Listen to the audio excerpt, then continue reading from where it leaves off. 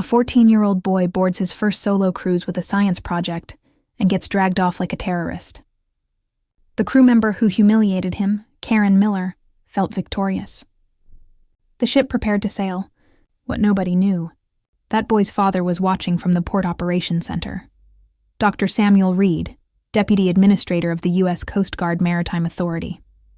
One phone call, 60 seconds. Every single Azure Spirit cruise ship in America was ordered to stop. Nationwide grounding, $50 million in losses, $800 million in stock value erased, all because Karen couldn't tell the difference between a Raspberry Pi and a bomb. This is the story of how a science project grounded an entire fleet, and how a father's fury became a billion-dollar reckoning. Watch to see the moment everything collapsed. What city are you watching this video from, and what time is it? By the way, if you're enjoying my videos, I'd be so happy if you could subscribe to my channel and like this video. A 14-year-old boy excited for his first solo cruise is publicly humiliated and dragged off a ship by a crew member who sees his science project as a threat. The crew, feeling victorious, prepares to depart from the port, unaware of the catastrophic mistake they just made. That boy's father, watching from a conference room overlooking the terminal, just made a single phone call. In the next 60 seconds, every single ship for their cruise line across the entire country will be ordered to port by the one man who can do it. This isn't just bad service. It's a career-ending fleet grounding level disaster. The hum of Port Everglades was a familiar symphony to Noah Reid, but today it felt different. At 14, he was on his first unaccompanied trip, a transatlantic journey to Long Beach to present his project at the National Youth Innovators Summit. Tucked securely in his carry-on was the Reid Oceanic Sampler, a device he and his father had spent the last 6 months building. It was a tangle of sophisticated sensors, a small Raspberry Pi, and a GPS module, all housed in a reinforced clear plastic casing. To him it was a masterpiece. To anyone else it looked intimidatingly complex. Noah checked his cruise card for Azure Spirit Cruises Flight 315 for the 10th time. Embarkation Terminal B, Gangway 23. He was early, just as his dad had instructed. Be early, be polite, and text me when you board. His father's voice echoed in his mind. His dad, Dr. Samuel Reid, was somewhere in this same port, wrapping up a high-level symposium with the U.S. Coast Guard and port authorities. They were supposed to meet for a quick snack before their respective sailings, but his dad's meeting had run over.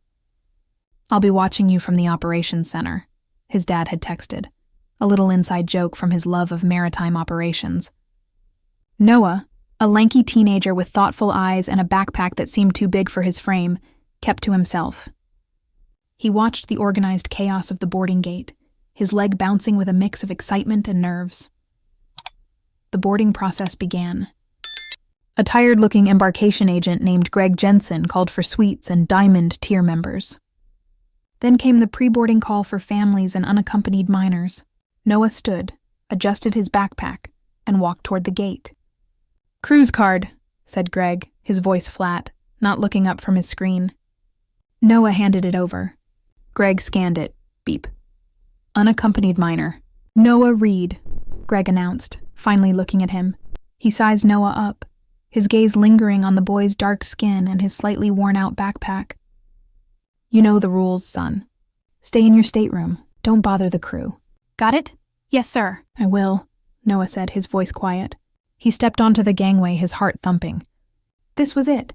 He found cabin 4212 on deck 4, an interior stateroom near the back. As other passengers filed in, he carefully pulled his oceanic sampler from his backpack and placed it on his desk. He wanted to double-check the battery connections before stowing it in the closet. He was lost in his world, tightening a small thumbscrew when a shadow fell over him. "You can't have that out." Noah looked up. A senior guest services attendant, her blonde hair pulled into a severe bun, and her name tag reading Karen Miller, was staring at his device. Her smile was a thin, painted-on line that didn't reach her eyes. "Oh, sorry," Noah said, fumbling. "It's just my science project. I'm just making sure it's off before I put it away. It's for a competition and—" "I don't care what it's for," Karen snapped, her voice cutting through the deck noise. Several passengers turned to look. "It looks complicated. It's not approved. Put it away now." "Yes, ma'am. I am," Noah said, his cheeks burning. He felt the eyes of a woman emerging from the next cabin, who was now pointedly keeping her distance from him. He quickly zipped the device back into his bag and slid it into the closet under his bed. "All electronics, especially homemade ones," Karen said, her voice laced with disdain. "Must be fully stowed. We have procedures for a reason." She watched him, her arms crossed until the bag was completely out of sight. She then turned and walked up the corridor, her heels clicking with authority. Noah sank onto his seat, the excitement of his first solo cruise instantly evaporating, replaced by the hot sting of shame. He pulled out his phone and texted his dad. "Noah, on board. Cabin 4212. An attendant was really mean about my project." He stared at the message, then deleted the last part. His dad had enough to worry about. "Noah, on board. Cabin 422, love you." A moment later, his dad replied, "Dad, love you too, son. Have a great trip. I'm watching sailing 315 on the operations monitor right now. Talk to you when you land in Long Beach." Noah smiled, feeling a little better. He put his phone into airplane mode and settled in for the journey, trying to ignore the lingering suspicious glances from the passenger beside him. The ship was full. The final doors were sealed, and the decks buzzed with the sound of settling passengers. Noah tried to shrink himself, to become invisible. He just wanted to get to Long Beach. Karen Miller was making her final pass through the decks, her eyes scanning for safety briefings and open doors. Her gaze landed on Deck 4 and specifically on Cabin 4212. She stopped, planting herself in the corridor. "You again," she said. Noah startled. "Ma'am?" "I'm going to need to see that device again," she said, her voice low and demanding. "But I put it away." "It's off," Noah stammered, his heart hammering against his ribs. "I don't care. We don't know what it is. It could be a restricted item. I'm responsible for the safety of this ship." "It's not, I promise. It's for meteorology. It just reads water pressure and salinity. I can show you the paperwork for the competition." "Look," Karen said, her voice rising, "I am not going to argue with a child. Either you show me the device, or I will have you and your bag removed from this ship." The threat hung in the air, heavy and toxic.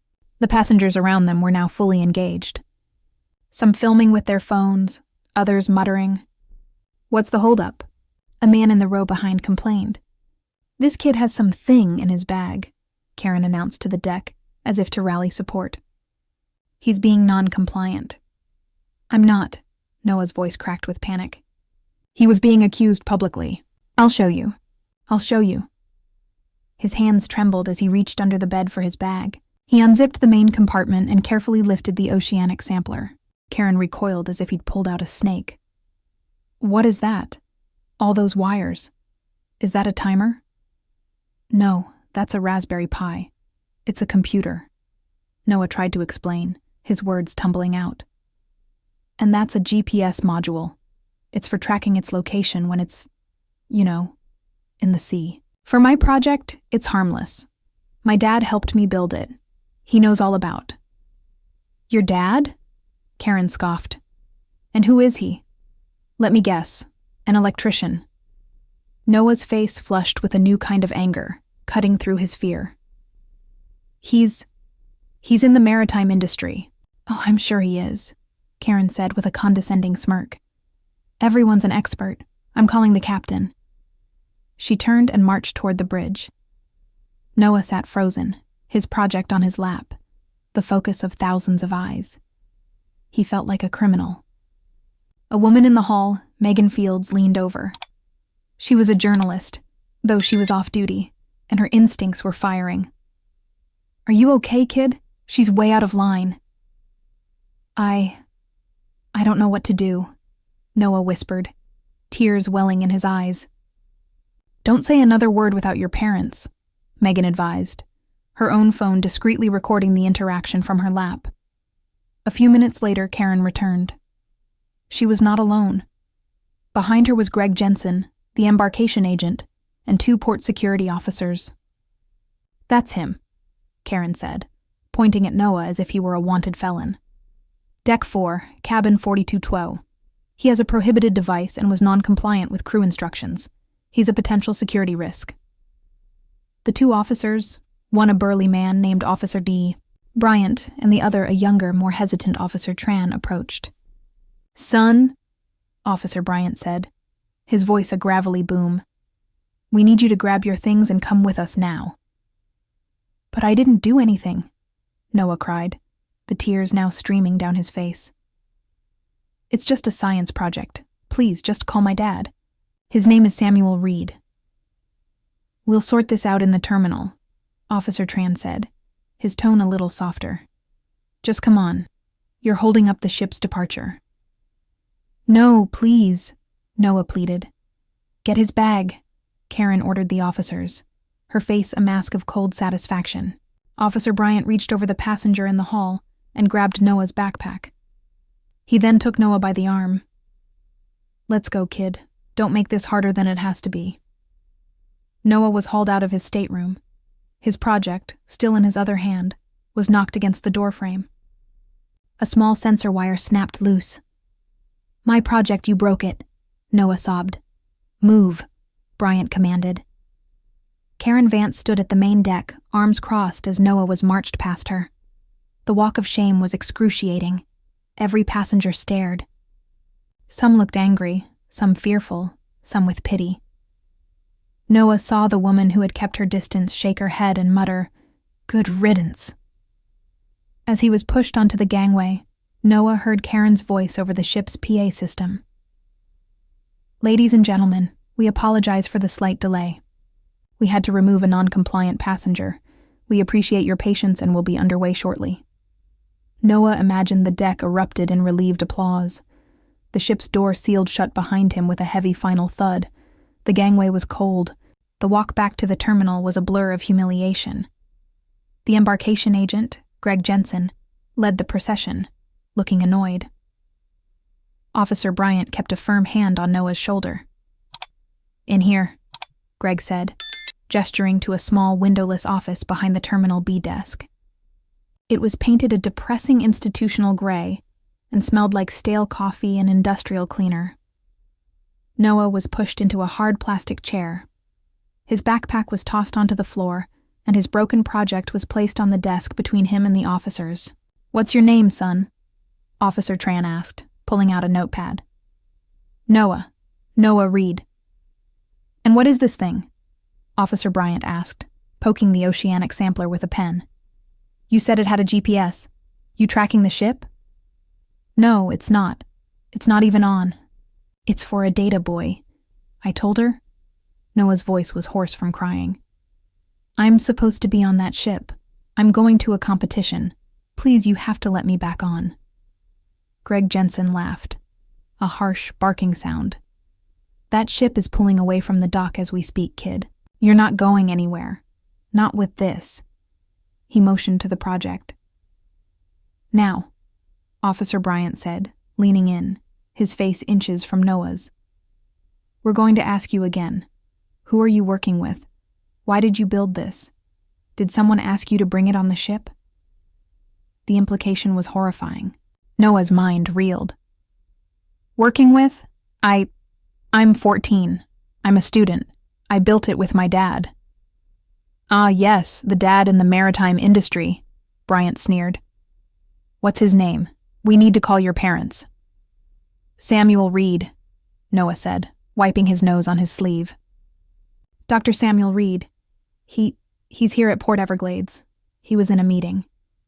Greg Jensen rolled his eyes. "A doctor, huh? Kid, you can stop the stories." "I'm not lying," Noah insisted. He has a really important job. Please, just let me call him." "Fine," Officer Bryant said, pushing a landline phone toward him. "You get one call. Make it quick. We need to figure out what to do with you." Noah's hands were shaking so badly he could barely dial the number. He took a deep breath, picturing the digits in his mind. It rang once, twice. "Hello, Dad?" Noah's voice broke, a fresh wave of tears choking him. "Noah, what's wrong? You're sailing? The monitor says it's pulling away from the dock. Are you okay? Did you forget something?" Samuel's voice was warm and concerned. "Dad, they kicked me off," Noah sobbed. "The attendant, her name was Karen. She said my project was a threat. She called security. Dad, they're calling me a terrorist. They broke my sampler. I'm in a security office at Terminal B. There was a dead silence on the other end of the line. For a split second, Noah was terrified. His father was angry with him. When Dr. Samuel Reid spoke again, his voice was unrecognizable. The warmth was gone, replaced by a cold, precise, and utterly terrifying calm. It was a voice that didn't just carry authority. It was authority. "Noah, listen to me very carefully," Dr. Reid said. "I am in the Port Operations Center. I am looking at Terminal B on a high-definition camera right now. I can see the office door. Are you in that room?" "Yes, Dad." "Are the officers and the embarkation agent in there with you?" "Yes. 2 officers and the embarkation agent, Greg." "Good," Dr. Reid said. His voice was flat like a sheet of ice. "I want you to put your phone on speaker. Right now." "Okay," Noah said, fumbling for the button. He pressed it. The small room filled with the phone's tiny speaker. "My name is Dr. Samuel Reid." The voice boomed from the phone, causing all 3 men to look up, startled. "I am Noah's father. I am also the Deputy Administrator for the U.S. Coast Guard Maritime Authority. I am invoking a Level 1 security override. No one is to touch my son. No one is to ask him another question. I am on my way. I will be there in 3 minutes. And Officer Bryant."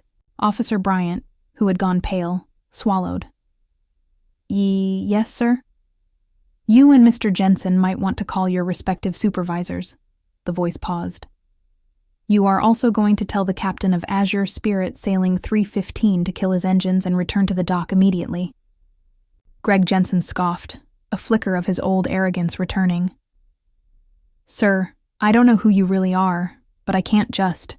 I don't have the authority to stop a sailing that's already in the channel." The voice from the speaker was bone-chilling. "You don't, but I do.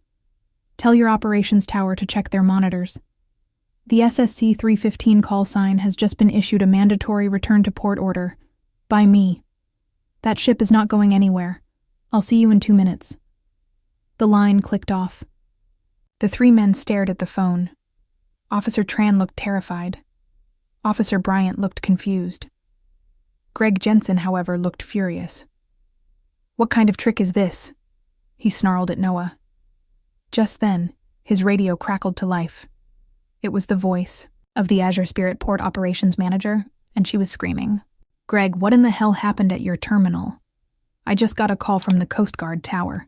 Sailing 315 is ordered back now. And God, Greg, all Azure Spirit departures from Miami are being held. Every single one. What did you do?" Greg Jensen's face turned the color of ash. He looked at the phone, then at Noah, then at the door as if he could somehow escape what was coming. Noah just sat there, clutching the broken wire of his project, and waited for his dad. The meeting Dr. Samuel Reid had been chairing was in the Port Operations Center, AOC. A vast, high-tech room on the top floor of the main terminal with a panoramic window overlooking the entire port. It was the nerve center of Port Everglades. With him were the Port Authority Director, the head of Regional Customs and Border Protection, CBP, and the Chief of Port Security. They were discussing new protocols for small boat interdiction. When Noah's call came, Samuel had stepped into his private office, his brow furrowed with concern. As he listened to his son's story, his concern morphed into a cold, controlled fury he hadn't felt in years. He wasn't just a father. He was one of the highest-ranking officials in the Maritime Authority. His son, a minor, had been profiled, accused, and removed from a ship under a false pretense of a security threat. This wasn't just bad service. It was a catastrophic failure of federal security protocols. After he ended the call with Noah, he stepped back into the AOC. The other executives stopped talking, sensing the sudden shift in atmosphere. "Gentlemen, I apologize," Samuel said, his voice dangerously level. "We have an active Level 1 security incident. A passenger on Azure Spirit 315, my son, has been unlawfully removed from the vessel by crew member Karen Miller under a falsified threat assessment. The crew and terminal staff are currently and illegally detaining him in the Terminal B security office. He walked over to the main operations console. I've already issued a return to port order for SSC 315. I now want a full stop on all Azure Spirit ship codes at this port. Effective immediately. All departures, all arrivals. Nothing moves. I suspect a critical training failure in their security threat identification, and I'm not letting another one of their ships set sail until I know what happened.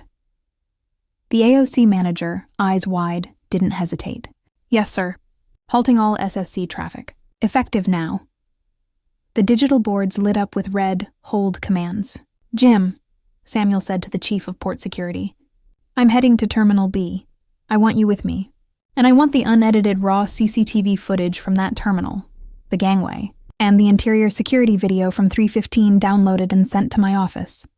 Now. The chief nodded, already on his radio. Samuel Reid moved through the port, not as a passenger, but as a commander. He walked at a speed just shy of a run, his long coat flapping behind him. Port staff saw him, saw the security chief trailing him, and melted out of his way.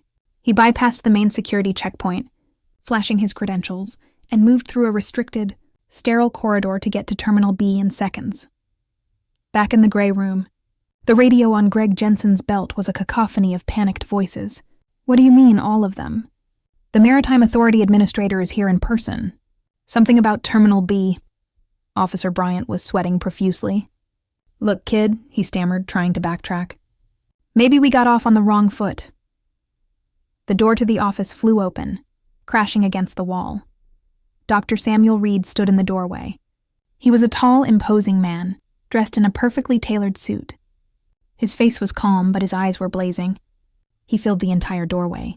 Behind him stood the port's chief of security and 2 other uniformed Port Authority officers. Samuel's eyes scanned the room, bypassing the 3 stunned men and landing on his son. Noah, he said, his voice softening instantly. Are you hurt? I'm okay, Noah whispered, standing up. He broke my sampler. Samuel walked into the room, his gaze moving to the broken project on the desk. He gently picked up the snapped sensor wire. He then turned very slowly to face the 3 men who had cornered his son. I am Dr. Samuel Reid, he said, his voice quiet but echoing in the tiny room. Who is in charge here? Greg Jensen, his face slick with sweat, raised a trembling hand. I'm the embarkation agent, sir, Greg Jensen. I was backing up my ship's crew. And you? Samuel said to Bryant. Officer Bryant, sir, port security. We were responding to a crew report of a suspicious device and a non-compliant passenger. A suspicious device, Samuel repeated. He held up the sampler.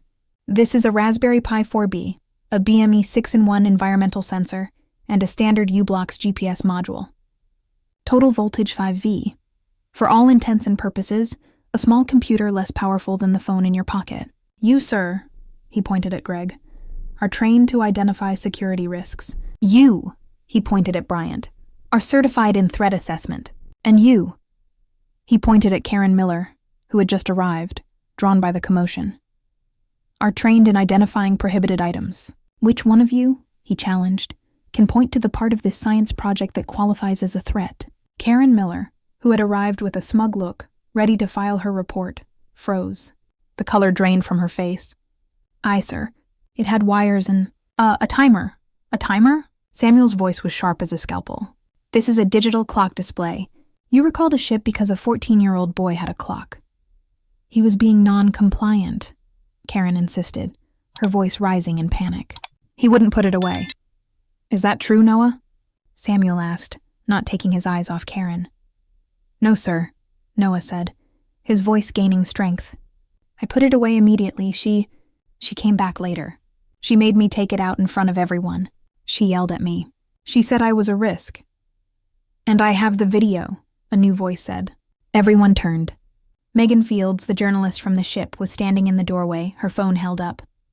I have the entire interaction, from her first approach to them dragging him off the ship. She was the aggressor. She profiled him. And you, she said to Karen, lied. Samuel looked at Megan, then back at Karen. The attendant's face crumpled. The last of her authority, her arrogance, had shattered. Ms. Miller, Samuel said.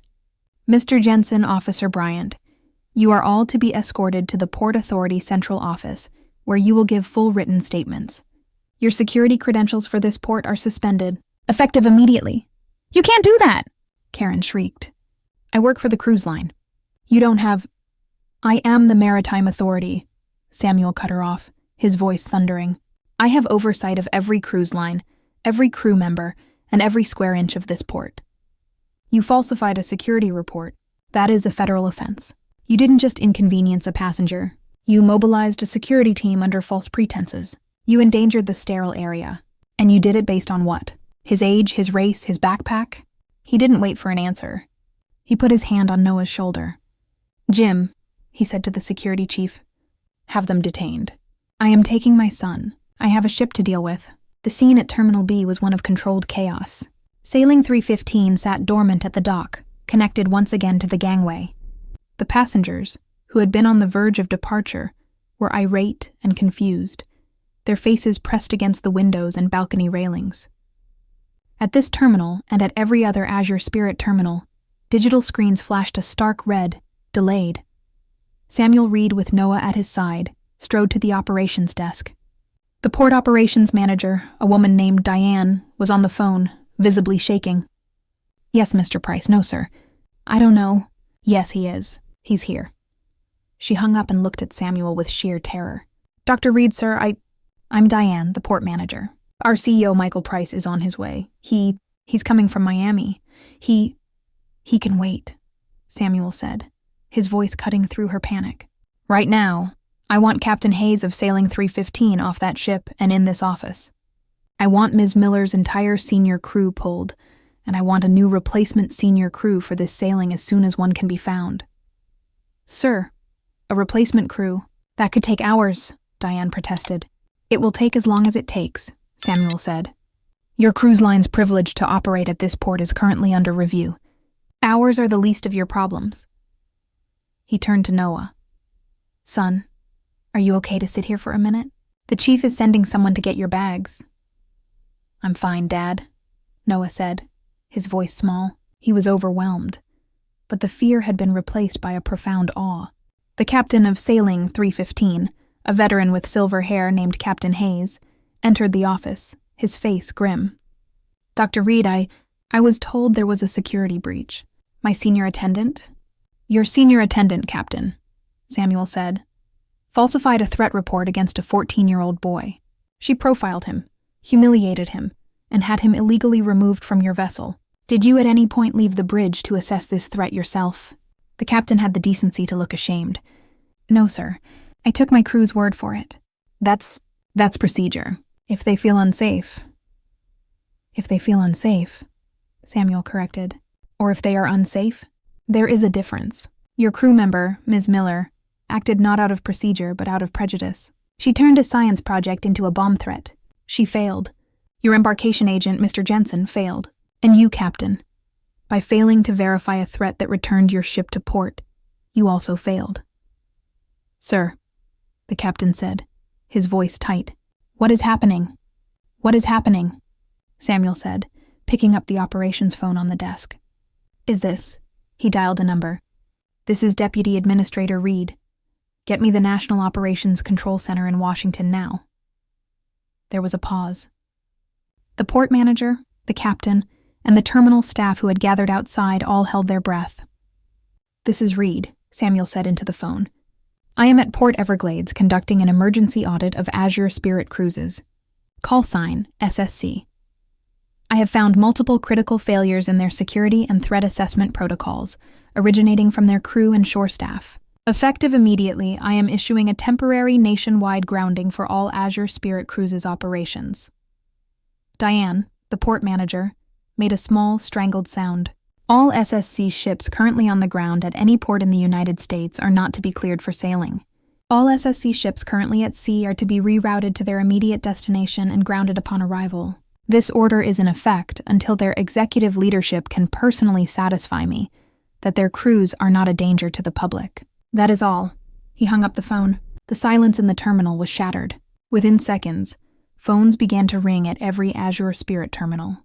On the massive departure boards across the port, the entire block of Azure Spirit sailings, to the Caribbean, to Alaska, to the Mediterranean, transatlantic, all flipped from delayed to canceled. A passenger from sailing 315 who had disembarked to see what was happening was filming. "What's going on?" he shouted. "Why are all the sailings canceled?" Samuel turned to him. Azure Spirit Cruises is currently experiencing a fleet-wide grounding due to a critical failure to adhere to federal security mandates.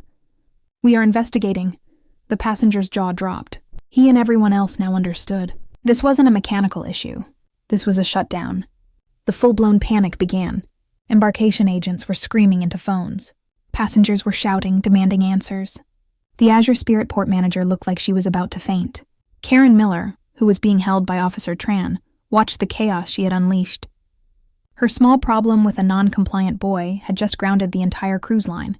Her career wasn't just over. It was notorious. Greg Jensen was sitting on the floor, his head in his hands. Officer Bryant was stammering to the security chief. I was just following. I didn't know." The karma wasn't a slow burn. It was an explosion. It was the sound of an entire multi-billion-dollar corporation grinding to a halt because one of its employees couldn't see a 14-year-old boy as anything other than a threat. Samuel Reid put his arm around his son. "Let's go, Noah," he said, his voice calm amidst the storm. "We're going to get your project fixed, and then we're going to get you on a different ship to Long Beach." The financial and logistical hemorrhage for Azure Spirit Cruises was immediate and catastrophic. In the age of social media, news of a nationwide maritime authority grounding doesn't just leak, it floods. Megan Fields, the journalist, had already posted her 90-second video of Noah's removal. It was raw, shaky, and utterly damning. It showed Karen Miller's condescending smirk, Noah's tear-streaked face, and the moment his project was broken by the officer. The video, tagged with "Roger cruising while black," hit 1 million views before Sailing 315's original passengers had even found the baggage claim. By the time Samuel and Noah Reid were in a black car heading to a hotel to rest, the stock for SSC's parent company was in freefall. It had plummeted 14 points in under an hour, wiping out nearly $800 million in market capitalization. The airline's CEO, Michael Price, had diverted his own private jet to Miami, landing just as the first wave of national news trucks was arriving. Price, a man used to corporate boardrooms, found himself in a frantic, humiliating sprint through the terminal, only to be told that Dr. Reid was no longer on the premises and would meet with him at his convenience.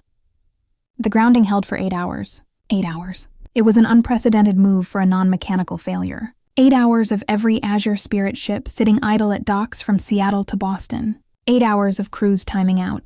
8 hours of rebooking tens of thousands of furious passengers onto rival cruise lines at Azure Spirit's expense. The cost was astronomical, estimated at over $50 million in direct losses, not to mention the unquantifiable damage to their brand. The reckoning for the individuals involved was swift and brutal. Karen Miller and Greg Jensen were terminated before the end of the day. The internal investigation was a formality. The video evidence combined with the sworn testimony of Megan Fields and other passengers was irrefutable, but it wouldn't end there. The Maritime Authority, led by Dr. Reid's office, filed a formal complaint seeking to permanently revoke Karen Miller's maritime certification for willful endangerment and falsifying a security report. She would never work on a U.S.-flagged vessel again. Officer Bryant was suspended without pay, pending a full review by the Port Authority. His pattern of aggressive escalation was now under intense scrutiny. Captain Hayes of Sailing 315 was grounded and sent for mandatory retraining in crew management and threat verification. His failure to question his crew's judgment had cost the company dearly. But the real hard karma was reserved for the corporation itself. Dr. Reid finally met with Michael Price, the CEO, at 7 p.m. in a sterile Coast Guard conference room at the port. Price was apologetic, obsequious, and desperate. "Dr. Reid, Samuel, I cannot apologize enough," Price began. This was a failure, a despicable, isolated failure. Samuel Reid was unmoved. "It wasn't isolated, Michael. Your crew member felt empowered to do what she did. She saw a black child with a complex device, and her training didn't lead her to ask. It led her to accuse. Your terminal agent didn't de-escalate. He enabled. Your security protocols are broken. Your corporate culture, it seems, is rotted. We will fix it," Price pleaded. "We will mandate new training. Sensitivity, de-escalation. Whatever it takes, I will personally apologize to your son. We will pay for his trip. We'll fund his college. "You will not be contacting my son," Samuel said, his voice dropping to that icy calm again. "This is not about my son anymore. This is about the next child, the next passenger who doesn't look right to your crew. You don't get your company back with an apology. You get it back with a consent decree." The grounding was lifted at 10 p.m., but only after Michael Price signed a binding agreement with the Maritime Authority. Azure Spirit Cruises was forced to submit to a 2-year federal oversight. They were mandated to implement a top-to-bottom retraining of all 20,000 of their employees, from guest services to luggage handlers, on racial bias, cultural sensitivity, and proper threat identification. The training program itself would have to be designed and approved by Dr. Reid's department. Furthermore, the company was hit with the maximum allowable federal fine for the multiple violations, a sum that, while secondary to the grounding costs, was a deep corporate humiliation. The story was the lead on every national network. "Grounded: How One Boy's Science Project Took Down a Cruise Line" read the headlines. Karen Miller became the new face of corporate prejudice, her name a verb for arrogance. Azure Spirit Cruises became a case study in what happens when bias is allowed to sit on the bridge. Days later, Noah Reid stood at another terminal. This time, it was Terminal G for a Regal Voyager Cruises sailing. His oceanic sampler was with him, its broken wire carefully soldered back together by his dad in their hotel room. The device was now covered in fragile stickers, and Noah had a laminated binder containing a full schematic, a parts list, and the letter of invitation from the Innovator Summit. He and his father were sailing to Long Beach together. As they waited to board, a man in a Regal Voyager Cruises captain's uniform approached them. "Excuse me," the captain said, smiling. "Is that the Reid oceanic sampler?" Noah blinked, startled. Yes, sir. It is." The kind-faced man named Captain Walsh chuckled. "I thought so. I saw it on the news. My daughter is a STEM kid, too. She's building a remote control submarine. What you did, what you're building, it's incredible, son. And what your father did? Well, let's just say a lot of us in the business have been waiting for a shakeup like that for a long time." He leaned in. "I just wanted to say we're honored to have you on our sailing today. And if it's okay with you, my staff captain is a total ocean geek. Would you like to see the bridge before we depart? He'd love to hear about your project." Noah looked at his dad. Samuel was smiling, his eyes full of a pride that eclipsed all the anger of the past 2 days. "Go ahead, son," Samuel said. "You've earned it." Noah, grinning from ear to ear, followed Captain Walsh onto the ship. As they settled into their penthouse suite, a quiet upgrade from the cruise line, Noah looked out the window. He saw an Azure Spirit ship still parked at a remote dock, looking abandoned. It was a stark reminder of the chaos, a metal ghost paying for the sins of its crew. When a warm attendant named Maria came by, she paused at Noah's row. "Mr. Reid," she said to Noah, "the captain told us you're the young scientist. We're so excited to have you. Can I get you anything before we sail? An orange juice, a drink? And please let me know if you need anything at all for your project. We'll take good care of it." "I'm okay, thank you," Noah said, his voice clear and confident. "Well, you just let us know," she said, her smile genuine and warm. "It's a pleasure to have you sail with us." As the ship gracefully glided from the port and out into the open ocean, Noah felt the last of the gray, cold security room fall away. He wasn't a threat. He wasn't a problem. He was a passenger. He was a scientist. He was his father's son. Samuel Reid put a hand on his son's arm, and together they watched the waves, climbing high above the world that had, for a little while, tried to keep them grounded. The automatic doors of the Long Beach terminal slid open, and the air that hit Noah and Samuel was not the recycled chill of a terminal, but the warm, salt-scented balm of Southern California. It felt like a different planet. The journey on Regal Voyager cruises had been aggressively, wonderfully normal. The kindness of the crew had been a powerful antidote. But Noah still felt a residual tension in his shoulders, a lingering echo of the gray room in Port Everglades. His father, as if sensing it, put a hand on his shoulder as they waited for their rental car. "You know, son," Samuel said, his voice quiet. "What happened back there, it will probably stay with you for a time. A scar is not the same as a wound, but it's a reminder. Don't let it be a reminder of fear. Let it be a reminder of what you're made of. You were terrified, but you were brave. You were respectful, even when they weren't. I've never been prouder." Noah nodded. the words sinking in. "They almost broke my project, Dad." "Almost," Samuel agreed, his grip tightening. "But they didn't break you. And the project? We fixed it. It's stronger now." He tapped the repaired casing. "This right here, that solder point, that's character." The first day of the National Youth Innovators Summit, held at the sprawling California Institute of Technology campus in Pasadena, was a blur of nervous energy.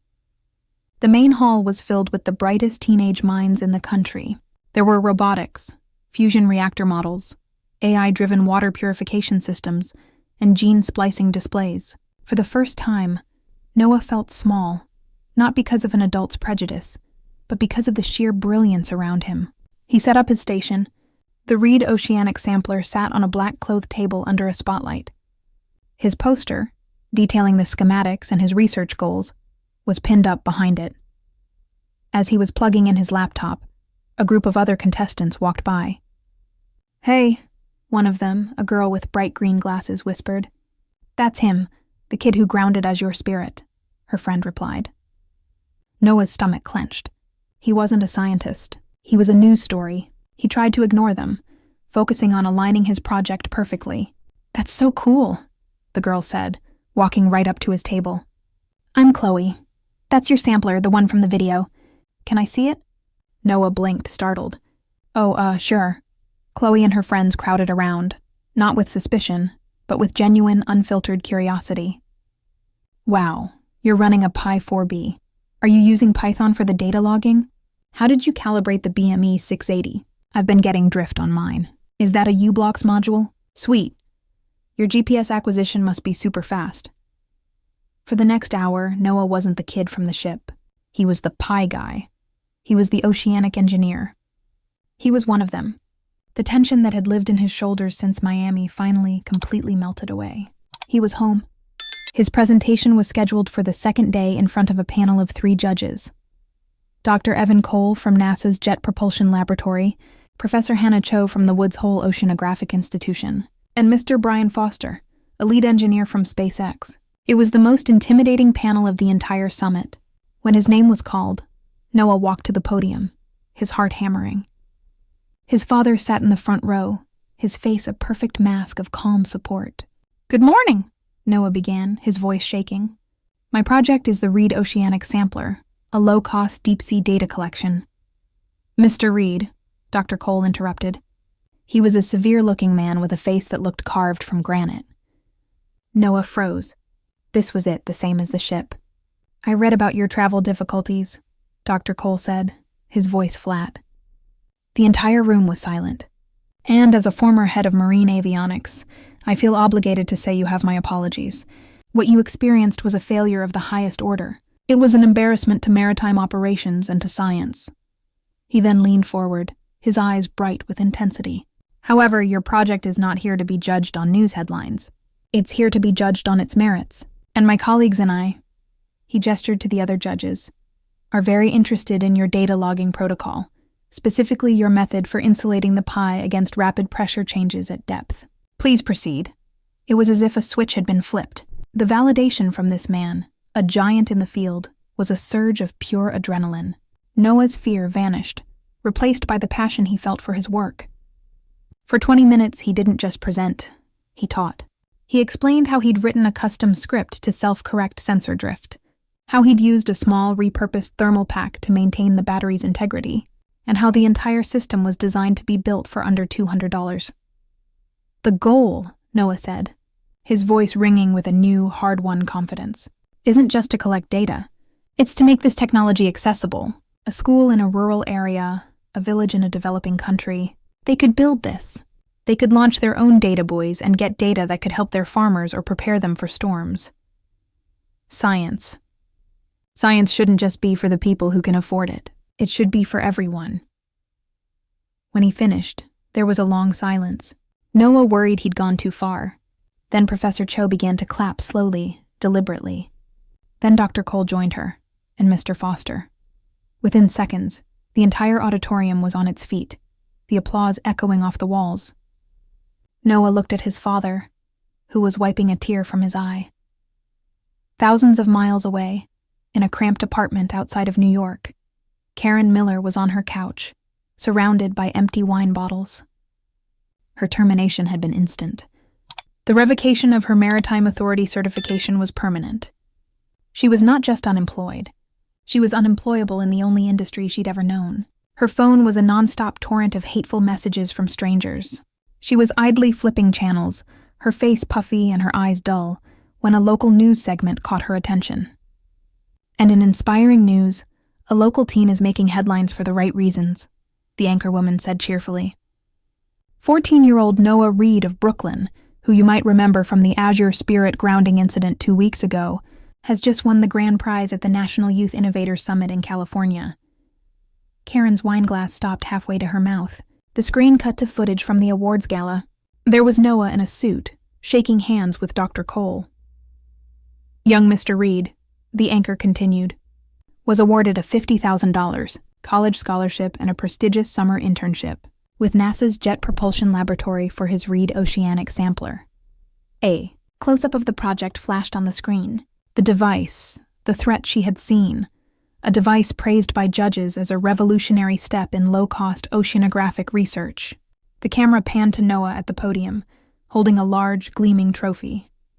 He was smiling, his face bright and full of promise, standing next to his father.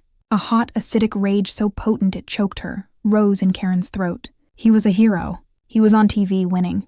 And she was nothing. She was the villain in his story. She had lost everything. He had won everything. With a scream that was more animal than human, Karen hurled her wineglass at the television. It struck Noah's smiling face and shattered.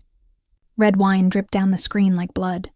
But the audio continued, the sound of applause from the gala filling her miserable, silent apartment. The karma was complete. It wasn't just that she had been punished. It was that he had spectacularly, undeniably triumphed. On that same day, Michael Price, the billion-dollar CEO of Azure Spirit Cruises, was sitting in the back of a windowless conference room at a JFK Airport Hilton. He was not in his usual Italian suit.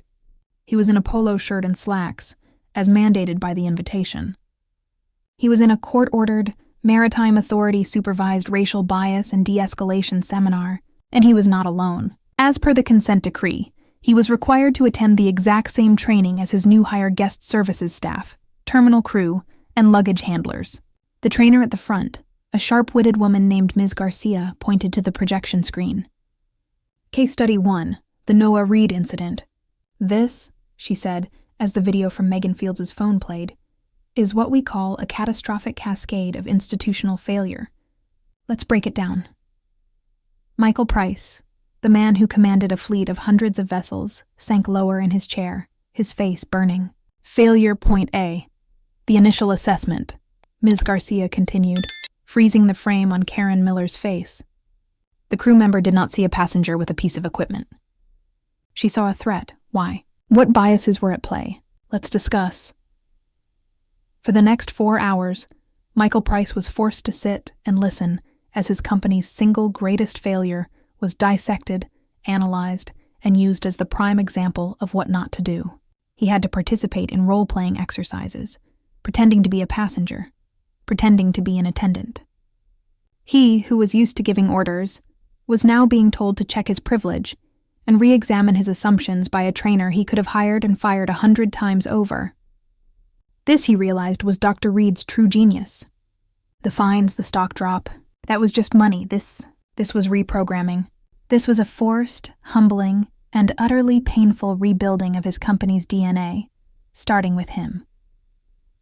Back at the gala, the celebrations were winding down. Noah was standing with his father on a terrace overlooking the Caltech campus, the lights of Pasadena twinkling below. The heavy trophy was on a table nearby. So, Samuel said, handing his son a ginger ale, a NASA internship. Dr. Reid has a nice ring to it. Noah laughed, the sound light and free. It's a lot, Dad. It is, Samuel agreed. It's everything you earned. You know Noah, that attendant. What she did? She tried to put you in a box. She tried to tell you who you were. A threat, a problem, a non-compliant passenger. He pointed to the trophy. You just showed her and the entire world exactly who you are. You're a scientist, an innovator. You're my son. They didn't ground you, Noah. They just... He smiled. cleared you for a much, much deeper dive. Noah looked out at the night sky. He wasn't thinking about Karen Miller or the gray room or the feeling of humiliation. He was thinking about the abyssal zone. He was thinking about his internship, about the data he could collect, about the future. The incident at Port Everglades wasn't the end of his story. It was just the turbulence before the ascent.